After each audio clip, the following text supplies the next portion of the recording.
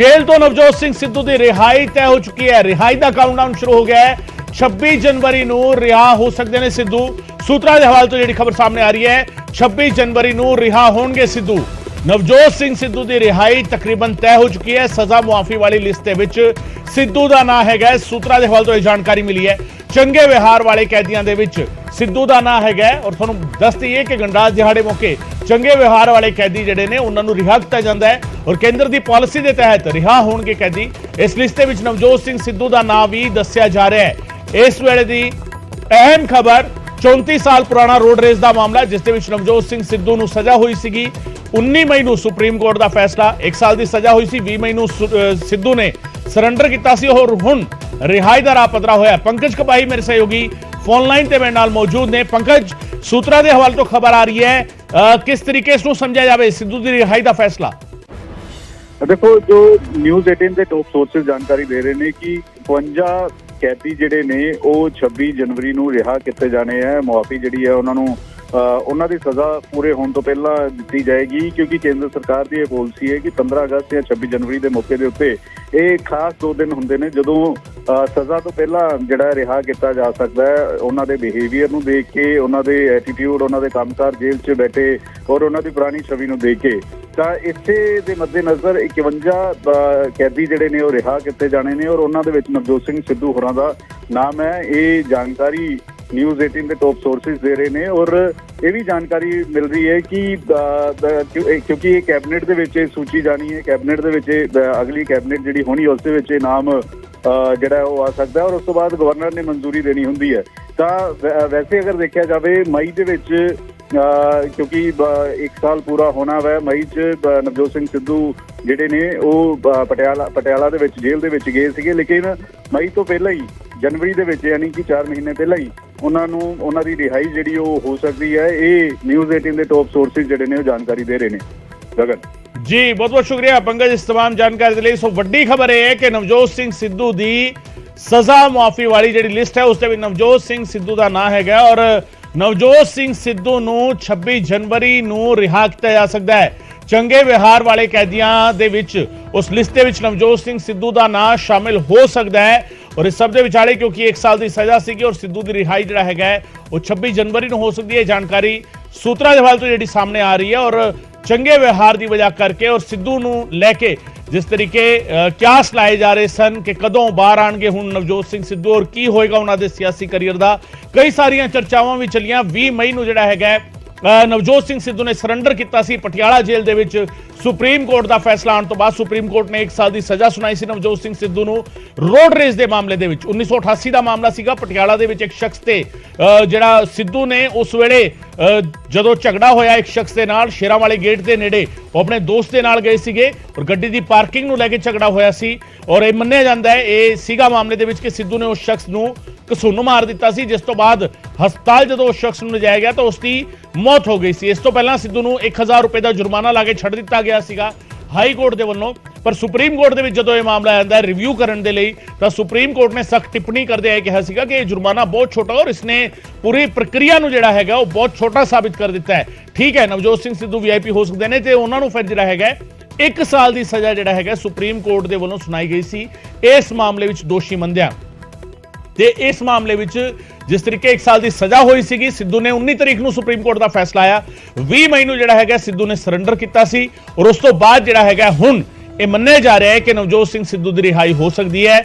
26 जनवरी को जिहड़े कैदी रिहा होणगे 52 कैदी रिहा होने ने और नवजोत सिंह सिद्धू का नाम उस लिस्ट में हो सकता है जिहड़े कैदी रिहा किए जाने ने। टॉप सोर्सेज के हवाले तो यह जानकारी सामने आ रही है। हालांकि जेल में रहने दौरान भी नवजोत सिंह सिद्धू वख-वख वजह करके सुर्खियां में रहे ने। जदों जेल दे विच गए ने तो उस वेले उन्हों का डाइट प्लान जिहड़ा सब तो पहला सुर्खियां में आया सी कि जिहड़ा डाइट चार्ट उन्होंने वकीलों ने अदालत में पेश किया।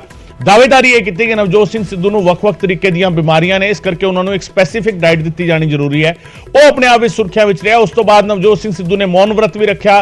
जेल के उन्होंने किहड़े-किहड़े कांग्रेसी आगू मिलन लई गए यह भी अपने आप सुर्खियां में रहा। मनप्रीत बादल ने पिछले दिन मुलाकात की सी और एक चिट्ठी का जिक्र भी जिहड़ा है बीते दिन होया कि हाईकमान के वलों एक चिट्ठी जिहड़ा है नवजोत सिंह सिद्धू लई भेजी गई है। हालांकि पंजाब के आगू उस तो ਇਨਕਾਰ ਕਰਦੇ ਹੋਏ ਨਜ਼ਰ ਵੀ ਆਏ ਸੀਗੇ। ਇਹ ਵੀ ਤਸਵੀਰਾਂ ਜਿਹੜਾ ਹੈਗਾ ਉਹ ਸਾਹਮਣੇ ਆਈਆਂ ਸਨ। ਸੋ ਨਵਜੋਤ ਸਿੰਘ ਸਿੱਧੂ ਵੱਖ-ਵੱਖ ਵਕਤ ਤੇ ਜਿਹੜਾ ਹੈਗਾ ਸੁਰੱਖਿਆ ਵਿੱਚ ਰਹੇ ਨੇ, ਜੇਲ੍ਹ ਵਿੱਚ ਹੋਣ ਦੇ ਬਾਵਜੂਦ, ਤੇ ਹੁਣ ਜਿਹੜਾ ਹੈਗਾ ਹੁਣ ਨਵਜੋਤ ਸਿੰਘ ਸਿੱਧੂ ਦੀ ਜੇਲ੍ਹ ਤੋਂ ਰਿਹਾਈ ਹੋ ਸਕਦੀ ਹੈ 26 ਜਨਵਰੀ ਨੂੰ, ਔਰ ਰਿਹਾਈ ਦਾ ਕਾਊਂਟਡਾਊਨ ਜਿਹੜਾ ਹੈਗਾ ਉਹ ਸ਼ੁਰੂ ਹੋ ਚੁੱਕਾ ਹੈ।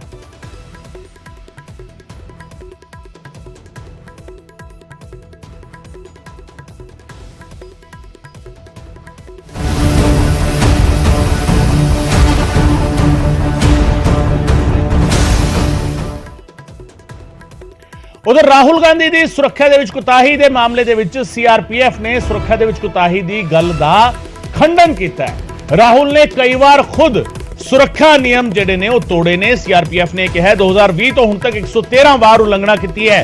राहुल गांधी की सुरक्षा नूं लैके कांग्रेस ने मंग की सी केंद्र सरकार तो कि राहुल की सुरक्षा वधाई जाए, भारत जोड़ो यात्रा की सुरक्षा वधाई जाए, क्योंकि आने वाले दिनों के इसने पंजाब और जम्मू कश्मीर के एंट्री करनी है। तो इससे सीआरपीएफ ने जवाब दिता है 2020 तो लैके हुण तक 113 बार जिहड़ा है राहुल ने खुद जिहड़ा है सुरक्षा नियमों की उल्लंघना की है। भारत जोड़ो यात्रा दौरान भी राहुल ने नियम तोड़े ने। कांग्रेस की चिट्ठी से सीआरपीएफ ने गृह मंत्रालय को जवाब दिता है। दरअसल बीते दिन गृह मंत्रालय को केंद्रीय गृह मंत्री को एक चिट्ठी लिखी गई सी कांग्रेस के वलों, तो उस दे विच मंग की गई सी कि राहुल गांधी दी जिहड़ी बकायदा एक वीडियो जारी किया सीगा और दावा किया गया सीगा कि लोग जिहड़े हैगे सुरक्षा घेरा तोड़ के अंदर दाखिल होए ने। तो इससे सीआरपीएफ ने केंद्रीय गृह मंत्रालय को जवाब दिता है कि खुद राहुल ने 113 बार सुरक्षा नियमों की उल्लंघना की है। सो एक वड्डा सेटबैक जिहड़ा हैगा कांग्रेस के लिए सीआरपीएफ का यह जवाब। रवि सिसोदिया मेरे सहयोगी दिल्ली तो मेरे नाल फोन लाइन से जुड़ रहे हैं। रवि, कल परसों तक कांग्रेस ये मांग कर रही थी कि राहुल की सुरक्षा बढ़ाई जाए और बाकायदा वीडियो रिलीज किया गया था। दावेदारी थी कि दिल्ली में लोग जो थे एकदम से उनके नजदीक पहुंच गए सुरक्षा घेरे को तोड़ते हुए, लेकिन सीआरपीएफ के जवाब ने तो पूरी तस्वीर ही पलट कर रख दी है। बिल्कुल, देखिए कल जिस तरह से कांग्रेस के संगठन महासचिव केसी वेणुगोपाल की तरफ से गृह मंत्री को चिट्ठी लिखी गई थी और ये दावा किया गया था कि सुरक्षा में खामियां पाई गई हैं। जब दिल्ली में यात्रा भारत जोड़ो यात्रा चल रही थी उस दौरान सुरक्षा घेरा को तोड़कर कई जो लोग हैं वो राहुल गांधी करीब आ गए थे, उसको खामी बताई जा रही थी। और उन्होंने कहा कि आने वाले दिनों में जिस तरह से यात्रा हरियाणा और पंजाब में जाने वाली उस पर जम्मू कश्मीर में यात्रा को जाना है तो वो संवेदनशील इलाका है और वहाँ पे सुरक्षा व्यवस्था कड़ी की मुहैया कराई जाए। वहीं दूसरी तरफ उसमें जवाब दिया गया है, रिप्लाई जो सीआरपीएफ की तरफ से जो रिप्लाई दिए गए हैं उसमें साफ तौर पे इस बात को कहा गया है कि राहुल गांधी की तरफ से 2020 से अब तक 113 बार सुरक्षा के नियमों का उल्लंघन किया गया है। तो कहीं ना कहीं जो नियमों का उल्लंघन या सुरक्षा को लेकर अब दोनों आमने सामने हो गए। तो पार्टी की तरफ से आरोप, कांग्रेस पार्टी की तरफ से आरोप लगाया जा रहा है कि केंद्र सरकार गंभीर नहीं उनकी सुरक्षा को लेकर। वहीं जो उनकी सुरक्षा एजेंसी है उनकी तरफ से कहा गया कि 2020 से लेकर अब तक करीब 100 से अधिक 113 बार नियमों का उल्लंघन किया गया, सुरक्षा के तोड़ा गया। हालांकि कांग्रेस तरफ से अभी तक ऑफिशियल बयान नहीं आया, लेकिन सूत्र ऐसा बता रहे हैं कि चूंकि भारत जोड़ो यात्रा में आम लोगों से मिलने के लिए, आम लोगों से जुड़ने के लिए राहुल गांधी ने यात्रा निकाली थी, तो ऐसे में सुरक्षा घेरा को तोड़कर यहीं से एक आम लोगों को मिलने को परमिशन दी जा रही थी और वहां पर कोई प्रोटोकॉल उस तरीके का नहीं शामिल किया गया था जिसमें किससे मिलना है या किससे नहीं मिलना है। दिल्ली की जो घटना थी उस घटना को लेकर जो आपत्ति कांग्रेस तरफ से लगाई जाती है, कहा जाता है कि जो सुरक्षा घेरा था उसको तोड़ दिया गया था और लोग उनके करीब आ गए थे। आपने भी देखा होगा जब यात्रा कन्याकुमारी से शुरू हुई थी, उसके अलावा कई राज्यों में, चाहे वो तमिलनाडु की बात करें, केरल की बात करें, कर्नाटक में हो, मध्य प्रदेश में हो, राजस्थान में हो, हरियाणा में हो, उसका दिल्ली पहुंचती यात्रा। तो कई जगह पे स्थितियां हालांकि इस तरह नहीं देखने को मिली थी, लेकिन राहुल गांधी करीब है, राहुल गांधी के पास आने की कोशिश कई लोगों ने की थी, उनके साथ सेल्फी लेने की, फोटो खिंचवाने की। हालांकि सूत्र ऐसा बता रहे कि उसकी परमिशन उन्हीं लोगों से दी जाती थी कि किनके साथ उनको जाना है, कोई कौन डी घेरा के अंदर जो डी है उसके अंदर आ सकता है। तो अभी के हालात में फिलहाल कांग्रेस तरफ से इस पर ऑफिशियल रिप्लाई नहीं आया किया गया, लेकिन ये बताया जा रहा है कि जो यात्रा निकाली गई तो आम लोगों से मिलने के लिए, जो आम लोगों से मिलना चाहते थे उनके लिए थोड़ी छूट दी गई थी। लेकिन जो कल आपत्ति दर्ज कराई गई थी वो आपत्ति दर्ज कराई गई थी दिल्ली में जो घटना हुई थी उसको लेकर। दिल्ली में जिस तरह से डी घेरा को तोड़ दिया गया, राहुल गांधी के इर्द गिर्द करीब चारों तरफ जो लोग हैं उनसे घिरे हुए थे, उसको लेकर आपत्ति दर्ज कराई गई थी और कहा गया था कि आने वाले दिनों में जो संवेदनशील इलाके हैं वहां यात्रा करना, तो ऐसे में सुरक्षा व्यवस्था उनकी और दुरुस्त की जाए। जी बिल्कुल, और जिस तरीके से जवाब अब दाखिल किया गया है सीआरपीएफ की तरफ से, रवि, इस जवाब के बाद क्या माना जाए कि कांग्रेस जो मांग कर रही थी, हालांकि कहीं ना कहीं इस पर विचार चर्चा भी एक चलनी शुरू हो गई है कि दोनों ही इलाके, और पंजाब में तो जिस तरीके से पहले भी धमकियां दी जाती रही हैं राहुल की यात्रा को लेकर, और फिर उसके बाद जम्मू कश्मीर जाना है, दोनों ही संवेदनशील इलाके हैं, तो क्या माना जाए कि अब सुरक्षा में बढ़ोतरी की जाएगी, घेरा सख्त किया जाएगा, या इसी सुरक्षा को कायम रखते हुए राहुल गांधी के लिए हिदायत दी जाएगी कि आप भी पालन करें नियमों का, सुरक्षा नियमों का पालन आप भी करें, क्योंकि 113 बार तो आप उल्लंघन कर चुके हैं। बिल्कुल, देखिए जेड प्लस प्रोटेक्टी हैं राहुल गांधी और उनकी सुरक्षा की जिम्मेदारी जिस तरह सीआरपीएफ की है, और उसके बाद जो लॉ एंड ऑर्डर की जिम्मेदारी होती है प्रदेश में आकर वो लोकल पुलिस के पास आ जाती है जी। जो यात्रा चल रही है, अगर यात्रा की सिर्फ अगर बात करें तो यात्रा के दौरान जो लॉ एंड ऑर्डर की सिचुएशन होती है वो कंट्रोल करने की जिम्मेदारी पुलिस की होती है।